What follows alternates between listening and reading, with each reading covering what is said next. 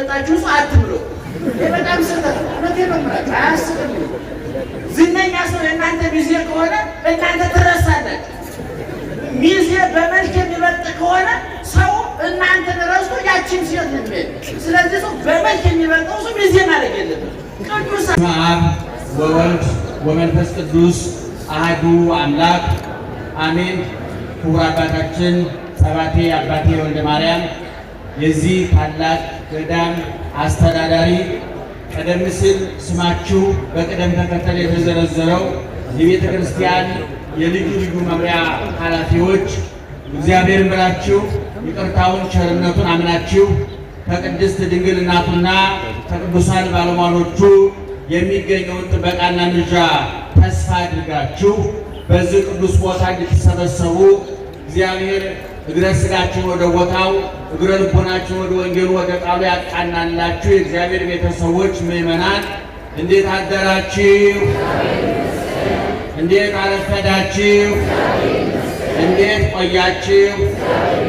በየጊዜው በየቦታው በየምክንያቱ መስማት በምንችለው መጠን የሚያስተምረን መኖር በምንችለው መጠን የሚነግረን ትናንት የነበረ ዛሬ ያለ ነገ ከነገ ወዲያ ከመካከላችን እንደማይለይ አፋችንን ሞልተን የመሰከርንለት የምንመሰክርለት ልባችንን ሞልተን ያመንነውና የምናምነው የአባቶቻችን አምላክ ልዑለ ባሕርይ እግዚአብሔር እስከ ዛሬ ስላደረገው በጎ ነገር ወደፊትም ስላዘጋጀልን መልካም ነገር ሁሉ ሕያው ቅዱስና ዘላለማዊ ስሙ ይክበር ይመስገን፣ ይክበር ይመስገን፣ ይክበር ይመስገን። ተጠናንታችሁ ተግባብታችሁ እንደ ባህል ወላጆቻችሁን እንደ ሃይማኖት ፈጣሪያችሁን አስፈቅዳችሁ በዛሬው ዕለት በሥጋ ወደሙ ማኅተምነት ኢየሱስ ክርስቶስ አትሞ ጋብቻችሁን ያረጋገጠላችሁ ክቡራን ሙሽሮቻችን እንኳን ለዚህ ቀን አደረሳችሁ፣ ያዝልቅላችሁ።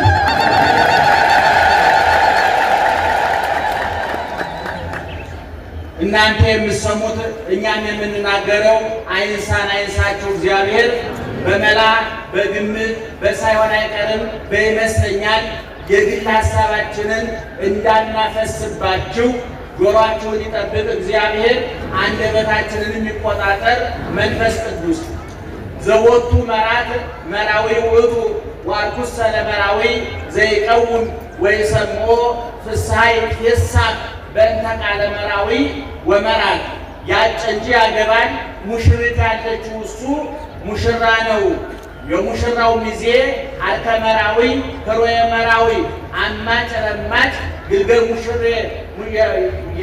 ሙሽራ ወይም ሚዜ ማለት ነው በዘመኑ ቋንቋ። ሚዜ ግን የሙሽሪትንና የሙሽራውን ቃል በመስማት ይደሰታል። የዮሐንስ ወንጌል ምዕራፍ 3 ቁጥር 29 ላይ ያለ እጥር ምጥን ስብስብ ያለ ብዙ የጠለቀ ምስጢር የረቀቀ ሐሳብ የተሸከመ እግዚአብሔር በዮሐንስ በኩል አድሮ ያስተማረን የእግዚአብሔር ቃል ነው። ይህን ጥቅስ የመረጥኩበት ምክንያት በሁለት ነው። አንደኛው ይሄ ወቅት ዘመነ መርዓዊ ይባላል። ኦርቶዶክሳዊ ተዋሕዶ ቤተ ክርስቲያን የተሰራች ያለቀች የተጠናቀቀች የምትሄድበት መስመር ተሰምሮ ያለቀ ማንም ድንገት እንደ ሽሮ እየገነፈለ መስመር የማያሰምርላት የምትመራ እንጂ የማትመራ የምትሰራ እንጂ የማትሰራ ከፍ የምታደርግ እንጂ ማንም ከፍ የማያደርጋት በክርስቶስ ከፍ ሲል በክርስቶስ ዝቅ ሲል በወዳጆቹ ልክ ተቀዳ የተሰፋች የቀራንዮ ሙሽራ የኢትዮጵያ ሀብት ንብረት የሆነችው ኦርቶዶክሳዊ ተዋሕዶ ቤተክርስቲያን ከፍ ሲል እግዚአብሔርን ዝቅ ሲል እናቱን ከዛ በመቀጠል ደግሞ እንደ አቡነ ተክለ ሃይማኖት ያሉትን የባከነ ጊዜ የባከነ ገንዘብ የባከነ አካል የሌላቸው የተፈጠሩበትን ዓላማ ያወቁ እንደ እግዚአብሔርን በግብርም በክብርም እርሱን የመሰሉ ዓለምን አራቀው የጣሉ ነፍሳቸው ስጋቸው ለነፍሳቸው ያንበረከኩ ነፍሳቸውን ለክርስቶስ ያስማረኩ ቀራንዮ ላይ የክርስቶስ ቁስል የሚጠዘጥዛቸው፣ የተወጋው ጦር የሚወጋቸው፣ የጠጣው ሐሞትና ኮምጣጤ የሚያንገሸግሻቸው፣ በግዙፍ ዓለም ቁጭ ብለው ረቂቁ ዓለም የሚታያቸው፣ ብልጭልጩን ዓለም የሚታየውን ዓለም በማይታየው በረቂቁ ዓለም የለወጡ እኛ ታላቁ ሊቅ ዮሐንስ አፈወርቅ እንደተናገረው ወበከመ ጻድቃን ሆኑ ነግዳነ ወሙታነ እምዝንቱ ዓለም፣ ጻድቃን ከዚህ ዓለም ስደተኞች የዚህ ዓለም ሙት እንደሆኑ ሁሉ ከማሁ ንሕነኒ ኮነ ሞትነ ወነግዳነ ኮነ እምንግሥተ ሰማያት፣ እኛ ደግሞ በግልባጩ የመንግሥተ ሰማያት ሙቶች የመንግሥተ ሰማያት ተሰዳጅና ተፈናቃዮች ነን እንዳለው ሁሉ ቅዱሳን ጻድቃንን በቦታ በቦታቸው ስማቸውን ጠርታ ገድላቸውን አንባ ታሪካቸውን ተርካ አንድ ለዋሉት ውለታ ምድራዊ ክፍያ ለመክፈል የጻድቃን ዋጋቸው ሁለት ነው። በሰማይ ሰማያዊ ርስት ይከፈላሉ፣ መንግሥተ ሰማያት ይገባሉ፣ ከክርስቶስ ጋር ይነግሳሉ።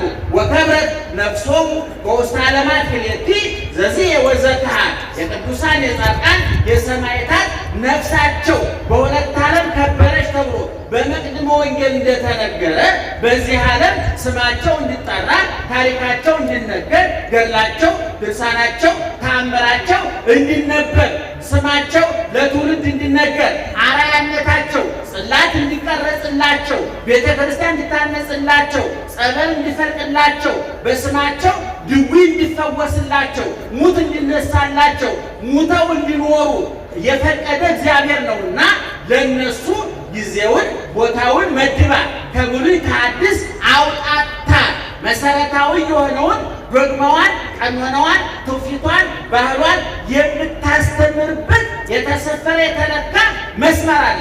ስለዚህ ኦርቶዶክሳዊ ተዋሕዶ ቤተክርስቲያናችን ክርስቶስን ውሃልት መሰረት መደምደሚያ ጉልላት አድርጋ በሱ መሰረትነት ላይ የቆሙትንና ቅድም እንደተናገርኩት ተመሰሉ ኪራየ በከመ አነ እትሜሰሎ ለክርስቶስ፣ እኔ ክርስቶስን እንደመሰሉ እናንተም እኔን ምሰሉ አፋቸውን ሞልተው መናገር የቻሉ ሐዋርያው ቅዱስ ጳውሎስ እኔ ክርስቶስን መስያለሁና አለ እናንተ ክርስቶስን ምሰሉ አለ።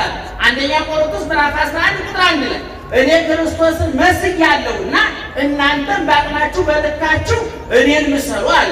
ያዕቆብ ደግሞ ወናሁ ላስተበጽሖሙ ለእለ ተአገሡ ወሰማዕክሙ ትዕግሥቶ ለኢዮብ ዘከመ ፈጸመ ሎቱ እግዚአብሔር ስእለቱ፣ እነሆ እግዚአብሔር የታገሱትን ትዕግሥተኞችን ትዕግሥትን ገንዘብ ያደረጉትን ብፁዓን እንላቸዋለን።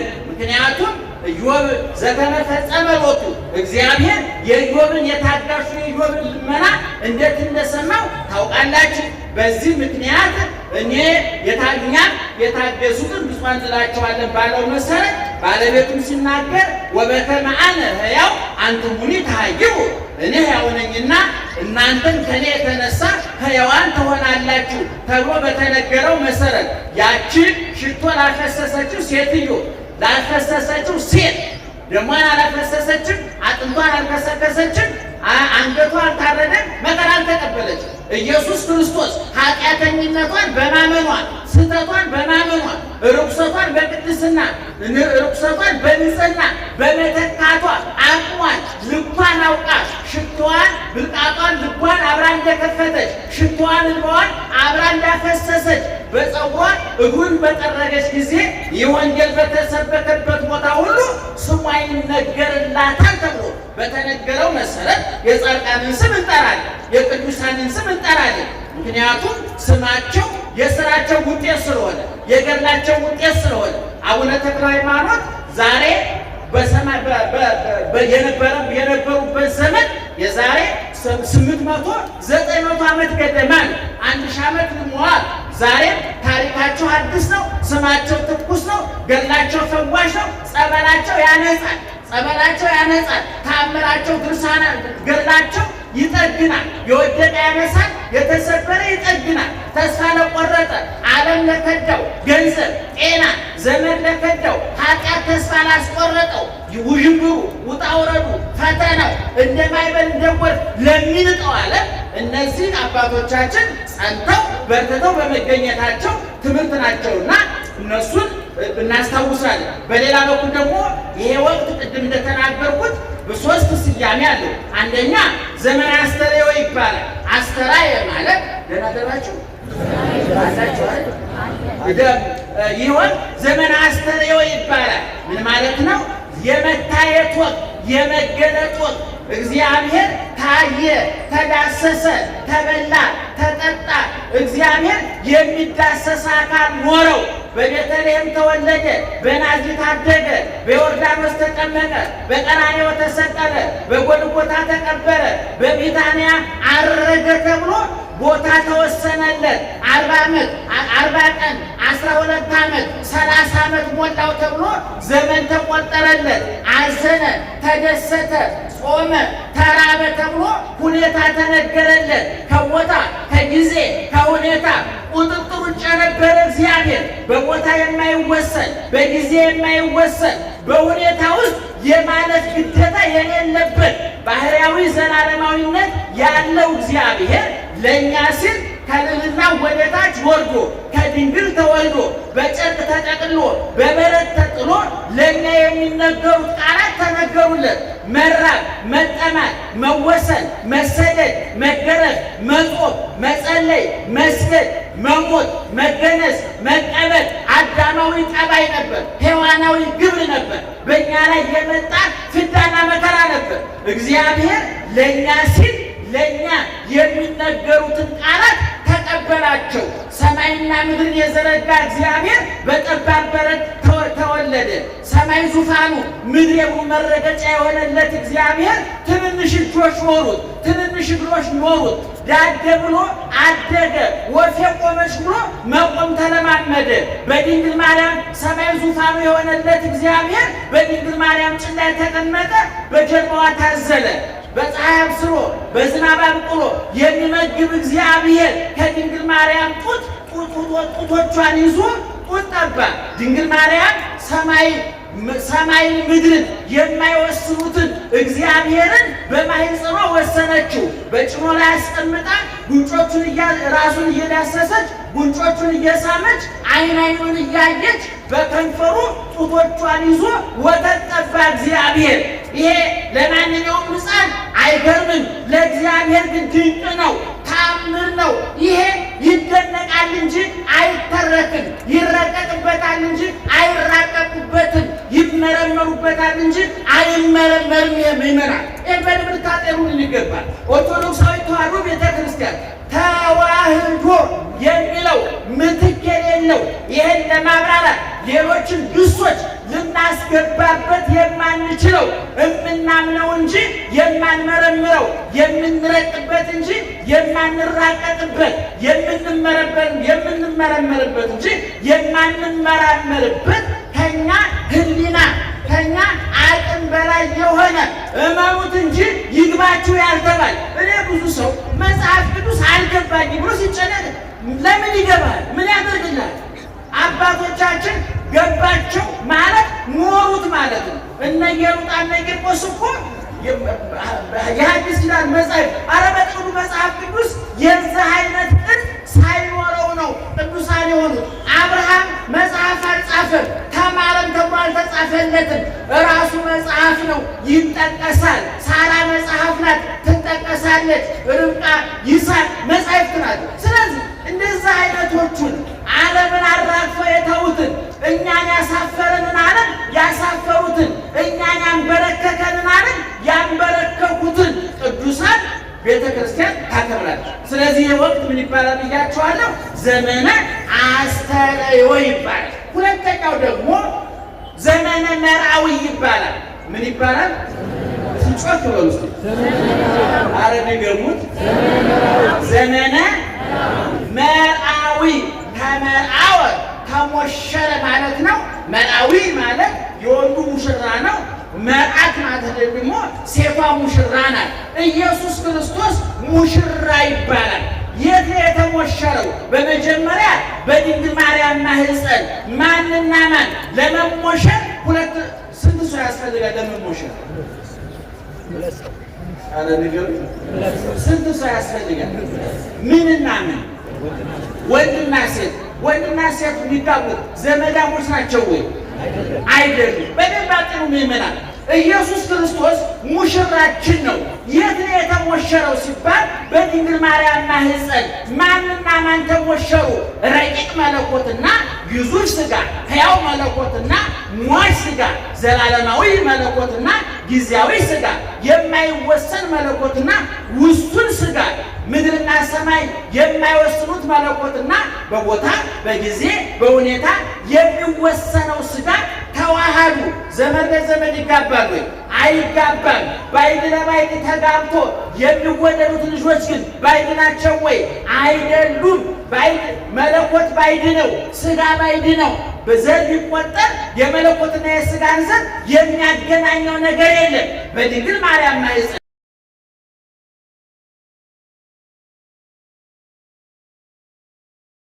ዘመደ የእኛ ዘመድ የሆነ አካላችንን የነሳ ነፍሳችንን የነሳ የበላ ነው የጠጣ ነው በቁሱ የተፈወስንበት መራራ ጠጥቶ ጣፋጭ አጠጣን ተራቅቶ ያለበሰን በጦር ተወግቶ ከተወጋንበት የኃጢአት ጦር የገላገለን የተዘጋውን ገነት ያጣነውን ልጅነት የተዋረድንበትን ፍዳና መከራ በደሙ በቁሱ ያነጻው ኢየሱስ ክርስቶስ ተወለደ። ስለዚህ ክርስቶስ ምን ይባላል?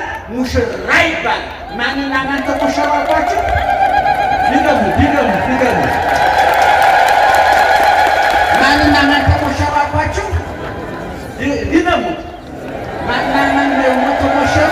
አይደለም እኔ ልታውን አይደለም ድገሙ ተረቆይ ክርስቶስ ምን ይባላል? ድገሙት። ሙሽራ ለመባል ምን ያስፈልጋል? ሙሽሪት ታስፈልጋለች አይደል? ራሱ ሙሽሪትና ሙሽራው ባዕድና ባዕድ በሰርግ ቤት ይሞሸራሉ፣ በጫጉላ ይሞሸራሉ። ይገርማቸዋል። በብሉይ ኪዳን እግዚአብሔር እንዲህ ተብሏል። በትንቢተ ኢሳይያስ ምዕራፍ 54 ቁጥር 5 ላይ ፈጣሪሽ ባልሽ ነው ተብሏል። እግዚአብሔር ባል ይባላል። ይሄ ዝርዝር ባል እያልኳቸዋል።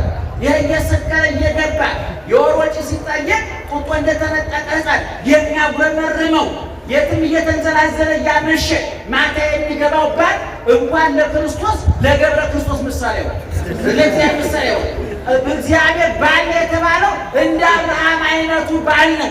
አብርሃም ሚስቱ ሳራ መካን ነበረች። ምዕመናን የዛሬ 4000 ዓመት መካን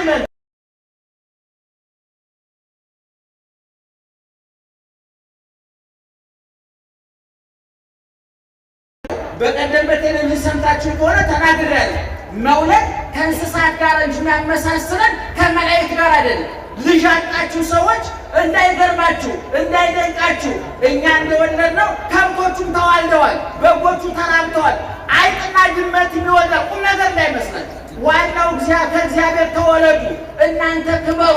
ግን ገነት መንግሥተ ሰማያትን አትጡ እንጂ ልጅን የሚተካ እግዚአብሔር ከእናንተ ጋር ነው። ልጅን የሚተካ ኢየሱስ ክርስቶስ በቤታችሁ ነው። እና በብሉይ ኪዳን እግዚአብሔር ባል ይባላል፣ እስራኤላውያን ደግሞ ሚስት ይባላሉ። በሐዲስ ኪዳን ደግሞ ሙሽራው ክርስቶስ ይባልና በሙሽርነት ውስጥ ደግሞ የመለኮትና የሥጋ ተዋህዶ በሙሽሪትና በሙሽራው ተመስሏል። ክርስቶስና ቤተ ክርስቲያን በሙሽሪት ተመስሏል። እኔ ከዚህ ቀጥሎ ብነግራችሁ ደግሞ ወአርኩሰ ለመርዓዊ። እሺ፣ በሰርግ ቤት ስንት ታዳሚዎች አሉ? ደህና ዋላችሁ? ስንት ታዳሚዎች አሉ? ሙሽሪትና ሙሽራው አሉ። ቀጥሎስ ይህን የነገረ ሰው በእውነት በኋላ ሸልማል። በሰርግ ቤት ያሉት በቅደም ተከተል ልጥራችሁ። ዋናው የሰርጉ ዋና ተዋናይ ማን ነው? አቤት ሙሽራው። አንድ ሰርግ የሚያሰኘው የማን መኖር ነው? የሙሽራው መኖር። በተለይ የእኛን ዘመን እውነቱን ለመናገር ለብዙ ውስጥ ሀብት አለን ብላችሁ የምታምኑ ሰዎች ካላችሁ በነገሩ በዘመን ሀብት አለ ብሎ ማመን የጥናት ጉድለት እንጂ ሀብታም የለም። ግን አለን ብላችሁ ካመናችሁ ግን እኔ የጥሮሹ የሰሞን በሬዲዮ በቴሌቪዥን በቲክቶክ በዩቱብ የሚተላል የጥሮሽ አይነቶች እውነቱን ለመናገር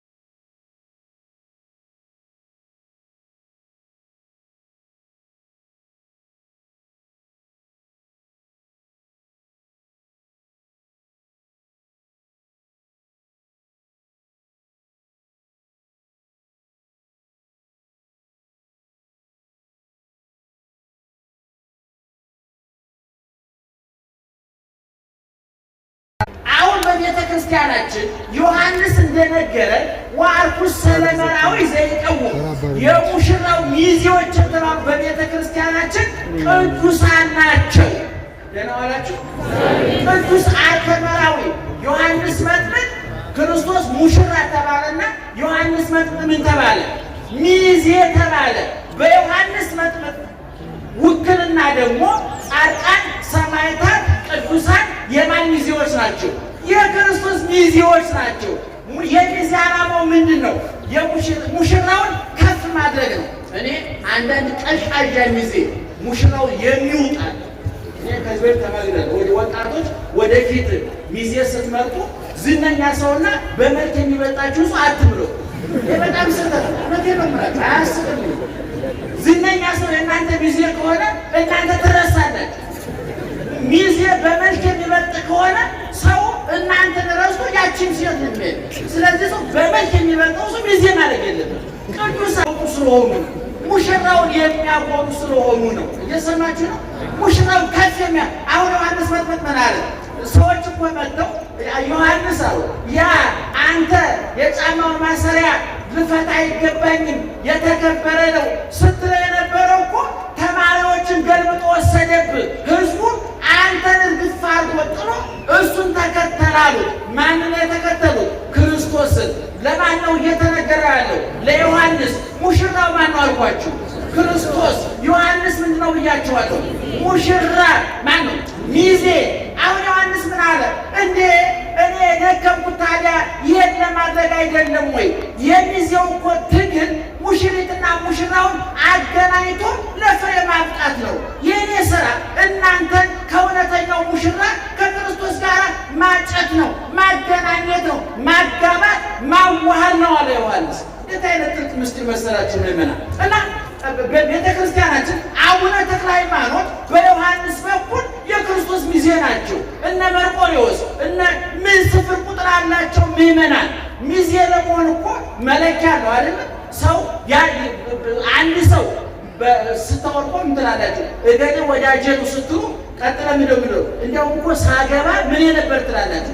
ሚዜ ነበር ይባላል። ሰው ሚዜ የሚያደርገው የወደደውን ሰው ነው፣ የሚተማመንበትን ሰው ነው፣ የሚቀርበውን ሰው ነው። ስለዚህ ክርስቶስ ደግሞ ወዳጆቹን ምን ብላቸዋል? እይብለክሙ አግብርቴ አድላ አይርቴ፣ ከዛሬ ጀምሮ ባሮቼ አልላችሁም ወዳጆቼ እላችኋለሁ፣ ሚዜዎቼ ናችኋል። ከዚህ በላይ ምን ይመጣል ወገኖቻችን? ከዚህ በላይ ምን ስልጣን ይመጣል? እና ባለቤቱ አይብለክሙ አይርቴ እስማአነ ሐረይኩክሙ ወሰብኩክሙ፣ እኔ መረጥኳችሁ እንጂ እናንተ አልመረጣችሁኝም። ሚዜን የሚመርጠው ሙሽራ ሚዜውን ይመርጣል እንጂ ሚዜ ሙሽራውን አይመርጥም። ክርስቶስ ይመርጣል እንጂ አይመረጥም። ይሾሙታል እንጂ ይሾማል እንጂ አይሾምም። እግዚእ ዘይግዝዎ ንጉሥ ዘይሰይምዎ። አያችሁ፣ የማይሾሙት ንጉሥ፣ የማያበድሩት ባለጸጋ፣ የማይነቅፉት ጌታ ሙሽራ ይባላል ክርስቶስ። በሰርግ ቤት መጠጥ አለ አይደለም? ምግብ አለ አይደለም? ሰርግ ቤት ቤተ ክርስቲያን ናት። መብል መጠጣችን ቀራንዮ ላይ የተጠመቀው የክርስቶስ ደም የተቆረሰው የክርስቶስ ሥጋ ነው። በሰርግ ቤት የሙሽሪትና የሙሽራው የቅልቅል ፕሮግራም ታውቃላችሁ? ምንድን ነው? አቤት! የሙሽራው ዘመን ሙሽሪት ዘመን ምን የሚያደርጉበት ነው? የሚዋሉ። አንዳንድ ጊዜ የሙሽራና የሙሽሪት ዘመዶች መቀላቀል አለ። የማይቀላቀለው ይገርማል። ብቻ በልተው ብቻ የሚሄዱ ልባቸው አፋቸውን ከፍተው በልተው ልባቸውን የማይገልጽ የጥላቻ ሰዎች። አንዳንድ ጊዜ የሙሽሪት እና የሙሽራው እናትና አባት የትዳሩ የቦርድ ሊቀመንበር መሆን ይቃጣቸው፣ ከዳሩ በኋላ ፈላጭ ቆራጭ መሆን ይቃጣቸው። ይሄ ሰው እናትና አባቱን ይተዋል፣ ማንን ይከተላል? ሚስቱን ይከተላል። እና ቅልቅል የሚባላል። የኛ ደግሞ የሙሽሪትና የሙሽራው ቤተሰቦች ሰማያን መላእክት ናቸው። የሙሽሪት የቤተ ክርስቲያን ቤተሰቦች እኛ ነን። የተቀላቀል ዮም አደ መሬተ ሆሙ መላእክት ወሰብ ከመ ይሰብሑ ለክርስቶስ በቃለ አሚን። በቤተልሔም ክርስቶስ ሲወለድ ሰማያውያን የሙሽራው የመለኮት ሚዜዎች ቤተሰቦች መላእክት፣ የሥጋ ቤተሰቦች እኛ በቤተልሔም ተገናኝተን አንድ አይነት ምስጋና መሰገን ተዋሃድን። መላእክትና እኛ ይገርማቸዋል። እስከ ዕለተ ምጽአት ነው እንጂ መላእክት የሚረዱን ከዕለተ ምጽአት በኋላ ክርስቶስ ከመጣ በኋላ መንግሥተ ሰማያት ከገባን በኋላ ሚካኤልና እኔና ሚካኤል ሰራይ ገባሬ ሰናይ ንፍቁን ቅዳሴ ነው የምንገባ። ይገርማቸዋል። በሰማይ እኛ ካህናት ነን፣ ቀዳሾች ነን። ሚካኤል በሰማይ ጓደኛችን ነው፣ ከጎናችን እኩል ነው የምንሆነው። ይሄ ፈቃድ በሰማይ እንደሆነ እንዲሁም በምን ይሁን በምድር ይሁን። ዛሬ እኛም ብቸኞች ነን፣ ስደተኞች ነን፣ ረሃብተኞች ነን፣ በሽተኞች ነን፣ ተስፋ ቢሶች ነን፣ ተፈናቃዮች ነን። መከራው እንደ ጎፍ ይወርድብናል። ይሄ ግን ክርስቶስ ሲመጣ መድረኩ ይዘጋል፣ መጋረጃው ይዘጋል። መከራው፣ ስደቱ፣ ረሃቡ፣ ጥሙ፣ መገፋቱ፣ መግፋቱ፣ ማሰደዱ፣ መሰደዱ ይዘጋና ከሙሽራችን ጋር በሰማይ እንነግሳለን። እኔ ዓይነ ስውር ነኝ እስከ መቃብር እኔ ዓይነ ስውር ነኝ እስከ መቃብር። ከመቃብር በኋላ ግን ሙሽራዬ ሲመጣ ክርስቶስ ሲመጣ ብርሃን ይተከልልኝና ከነ ገብርኤል ከነ ሚካኤል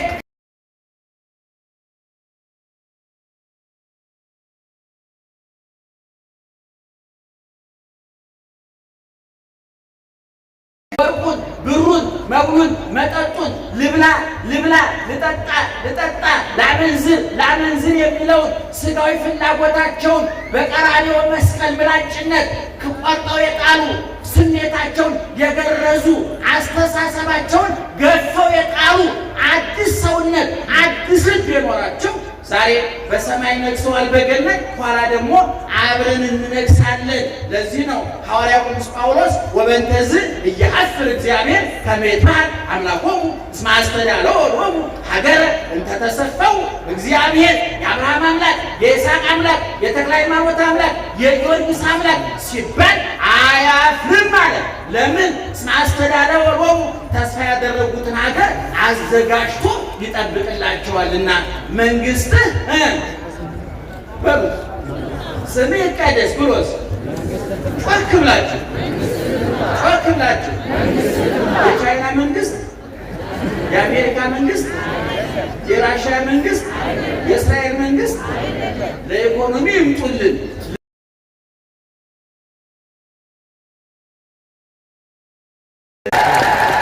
መሳሪያ ይርዱን፣ በኢኮኖሚ ይርዱን፣ በሳይንስና በቴክኖሎጂ ያግዙን፣ ይደግፉን። ለሰማያዊ ቤታችን ለሰከነ ሕይወታችን ለሰማያዊ ተስፋችን ግን የማን መንግስት ይምጣ? የእግዚአብሔር መንግስት ይምጣ። ስለዚህ ምዕመናን እኔ እንደው አንዳንድ የተዛቡ አመለካከቶች እናያለን። ኦርቶዶክሳዊ ተዋሕዶ ቤተክርስቲያን ስለ ቅዱሳን ያላትን መረዳት ያልተረዱ ሳይገሙ የወጡ ሳይቆሙ የተቀመጡ ተስፋ የቆረጡ በእውነቱ ሆዳቸው ከምግብ ጭንቅላታቸው ከንባብ አንደበታቸው ከጥበብ የታጎለ ሰይጣን መሳሪያ አድርጎ ወኪል ያደረጋቸው ሰይጣን የዓመት ፍቃድ ቢወጣ እኛ እንሰራዋለን ሰንብት በዛው ማለት የሚችሉ ክፉ ሰዎች የቤተ ክርስቲያን ሲያጠፉ ይሰማል። እኛ አቡነ ተክለ ሃይማኖት የወደድናቸው ተወደው ስለተገኙ ነው። ያከበርናቸው ተመርጠው ስለተገኙ ነው። ማርያም የምንለው ማርያም ስለሆነች ነው። በልግስና አይደለም፣ በትብብር አይደለም። እኛ ካልጠራናት ማን ይጠራታል? ምስኪን ወድቃ እንዳትቀር ብለን አይደለም። ከፍ አድርጋ ከፍ ስላደረጋችን መታመን ታላቁ ሊቅ ዮሐንስ ቄርሎስ ወላዲተ እግዚአብሔር ቃል ሆነት ልማደ ድንግል ማርያም አለ አስተማሪ አይደለችም፣ እራሷ ትምህርት ናት አለ እንጂ ዳቦ አዝላ የምትራብ የሕይወት ውሃ አዝላ የምትጠማ ሰማይና ምድርን በማኅፀኗ ወስና ይዛ ረሃቡ ጥሙ ያልገረማት ያልደነቃት ነፍሷ እግዚአብሔርን ያከበረች መንፈሷ በአምላኳ በፈጣሪዋ ደስታ ያደረገች የደስታ መለኪያው መብላት፣ መጠጣት፣ መዝናናት፣ መደሰት እንዳልሆነ እየተሰደደች የምታመሰግን እየተራበች የምትዘምር በቤተልሔም ዋሻ በብር ወልዳ በምስጋና የተጥለቀለቀች ዓለም መብላት፣ መጠጣት፣ መደሰት የደስታ መለኪያ ነው ብሎ በሚያምነው ከንቱ ዓለም የለም መራብ፣ መጠማት፣ መሰደድ የደስታ ምንጭ ነው ብላ በአምላኩ ሐሴት ያደረገች ድንግል ማርያም ናት። ድንግል ማርያም እንደ ቃልህ ይደረግልኝ ብላ አሚን ብላ ባትቀበል አቡነ ተክለ ሃይማኖት አልነበሩ፣ ጳውሎስ ጴጥሮስ አልነበረ፣ ጥምቀት ተንሣኤ አልነበረ። እንዲያውም ሊቁ ሲናገር ድንግል ማርያም እንደ ቃል ይደረግልኝ ብላ ስትናገር ብርሃን ይሁን ብሎ ዓለም እንደፈጠረበት አይነት ለውጥ መጣ። ድንግል ማርያም እሽታዋን በመስጠቷ፣ ታማኝ ሆና በመገኘቷ፣ ታዛዥ ሆና በመገኘቷ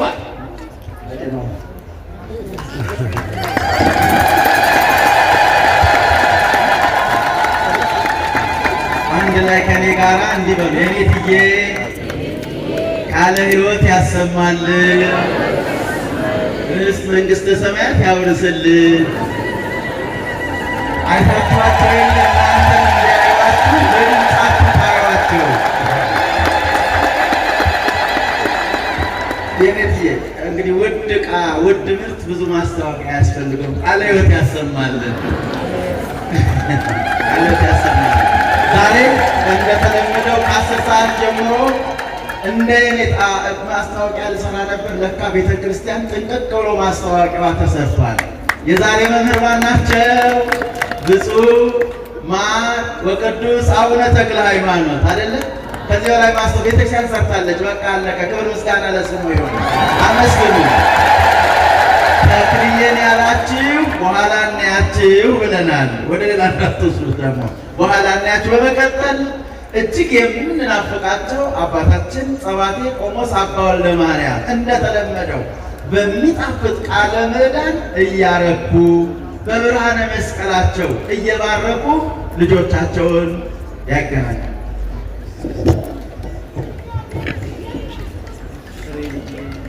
ቃለ ሕይወት ያሰማልን፣ ረዥም ከጤና ጋር ያድልልን። የክቡር ሊቀ ሊቃውንት አባቱ መልሳን አዳነ የክፍለ ከተማችን ዋና ስራ አስኪያጅ፣ ክቡር መጋቢ አእላፍ ኤፍሬም በየነ የጠቅላይ ቤተ ክህነት የልሳነ ተዋሕዶ መጽሔት ዝግጅት ክፍል ዋና ኃላፊ፣ እንቁየውና ተወዳጁ የቤተ ክርስቲያናችን የቁርጥ ቀን ልጅ መምህር መጋቢ ሐዲስ እሸቱ አለማየሁ፣ በእውነት እንዲሁም ስሞች ሁሉ በዚህ አሁን በሀገራችን የመላከ ምናምን የሚባለው ስም ጠፍቶ አሁን ወደ እንስሳት ሳይኬድ አይቀርም። በቃ ሁሉ በስሙ ነው። የሁሉ ስም ተጠቅልሎ ቢሰጣቸው የማይጠገብና ክብራቸውን የማይገልጽ እንቁዬ መምህራችን መጋቢ ሐዲስ ዛሬ አረስርሰውናል። ዝም ብላችሁ አንድ 3 ጊዜ ላይ በሉ።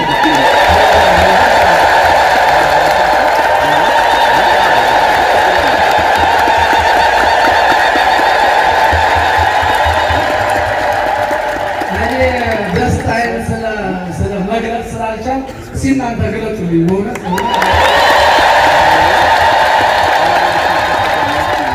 በጣም የሚገርም ትምህርት ነው። በጣም አፋችንን ከፍተን እንደተንጠለጠለ ሁለተኛ እጃችንን ሰደን ልንጎርስ ስንል ከማሩ ወረዳ ልንቆርጥ ስንል ነው ያቆሙት። ሌላም ጊዜ መጥተው ያስተምሩናል። በእውነቱ እንዲህ ያሉት ሊቃውንት እግዚአብሔር ከቤተ ክርስቲያናችን አያሳጣብን። በእውነቱ በሚዲያ በተለያየ ቦታ በሁሉም ቦታ መቼም 50 የሚወልዱት 50 ነው ጉዱ ነውና እንደኔታ ያለው አንዱ ይበቃል። እሳቸውን በዚህ ዘመን እግዚአብሔር ሰጥቶናል። እኔ ቃላት ያጥረኛል። በእውነቱ እግዚአብሔር በእኔ አንደበትም አይደለም እግዚአብሔር እሱ የተትረፈረፈውን እድሜ ማቱሳላ በእድሜው ምንም አልሰራበትም። ያንን እድሜ ለእንደንተ ያለ ቢሰጥልን ረዥም እድሜ ከጤና ጋር ያድልልን። አመስግኑልን። ለተሰንበት ነው፣ ዘመነ መራዊ ነው፣ የሙሽራው የክርስቶስ በዓል እያከበርን ነው። በተጨማሪም ዛሬ የሙሽራ ተስፋ ያደረጉ ሙሽሮችም አሉ። ሌሎቻችሁ መርሃ ግብር ይኖራችኋል። ከዚህ በላይ ምንም አናቆያችሁም። በጣም ልዩ የጥር አባታችን ስባር አጽም በዓላቸው ከሁሉ በዓል በለጠ። በጣም የሚገርም ነው። ራስን ያስከበረ በዓል ነው። የ4 ቀን ጉባኤ ልዩ ጉባኤ ነበረ። ያው የነበራችሁ ታውቁታላችሁ። በጣም ልዩ ጉባኤ ግቢው ሞልቶ ነበረ። በማታው ክፍለ ጊዜ የምናመሰግናቸውንም ሰርተፍኬት የምንሰጣቸውንም እናንተንም ሌላውን እንናገራለን። ዕለተ ሰንበት ነው። ነገ ጾመ ነነዌ ትገባለች። በዙ በገዳማችን ሁለተኛው ደብረ ሊባኖስ ነው የቦታ ምህላ አለ። ማታ ማታ ምህላ ነው። አሁን ሰሞኑ 4ቱ ቀን ስብከት ነው። ያኛው ግን ምህላ ነው። ጸሎት ብቻ ነው የሚደረገው። ካህናት አባቶች መስቀሉን ይዘው ዕጣኑን ይዘው እዚህ ምህላ ያደርጋሉ። እቺ 3 ቀን ቁጥሯ አጭር ብትሆንም የምትሰራው ስራ የምትፈጽመው ግዳጅ ትልቅ ነው። አይተናል ባለፉት ጊዜያት ለወገናችን፣ ለሀገራችን፣ ለራሳችን ለሁሉም ነገር ምህላ እናደርጋለን። ከሩቅ ያላችሁም ብትመጡ ጥሩ ነው። እዚህ የተለየ ሚስጥር ስላለ ነው። ስለ ጸሎት ለራስ ሲቆርሱ አይደለም። እዚህ ቦታ ላይ እንደው ሲተመላሳችሁ 3 ቀን ጸልዩና ጻድቁን ፈትኗቸው። እኔን አይደለም። በጣም የሚገርም የተለየ ቃል ኪዳን ነው ያለው። በጣም ትልቅ ጸሎት የሚሰማበት ቦታ የከተማ ዋሻ በረሃ ነውና በጸሎት እችን 3 ቀን እንድትተጉ ነው።